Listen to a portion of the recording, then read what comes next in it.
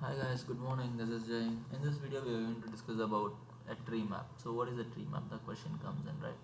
So, the persons who have no idea about what is a tree map, this is a tree map. Okay, and most of the times, tree map is recommended to understand the categorical and the numerical distribution parallel. Let's take with a simple example so that you can understand it a bit better.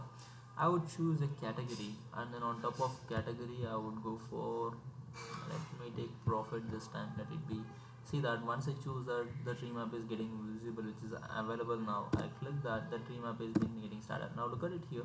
Out of these three segments, the profit is been morely contributed from technology segment and maybe like office supplies. Furniture is actually not producing much of a profit. Simple as this is one inference. On top of it, can I add layers? Yeah, tree map takes a number of layers from your side. Let's take categories been already taken. Let me take subcategory and then plot it into, yeah, subcategory into this one. Sorry, yeah, subcategory into again the size of it. Yeah, sorry. So subcategory colors maybe making much sense sometimes. Yeah, let it be. Look at it here. We got three negative values in the profit column, so that we are getting three negative. We are remaining everything is being contributed from this one. Look at it here. This becomes the three segments is basically technology. This three is basically maybe office supplies. Office supplies comes in. So able to get this one on top of it. Now, yeah, exactly. Now look at it here, technology, technology, technology, but we are not having any idea what subcategory it falls under. So I would choose a subcategory, able to see the subcategories now.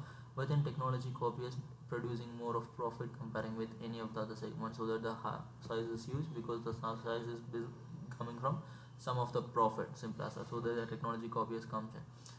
Then once we are done with this one, if you wanted to add some more layers or if you wanted to remove some layers, I don't want it to be a category level, let it be only subcategory level. That way that makes sense.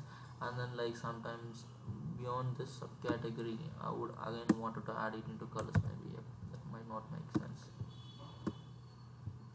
Yep, it's been already available. Now I would go with, yep, shift data again. One more scenario comes in into the tables. Look at it here.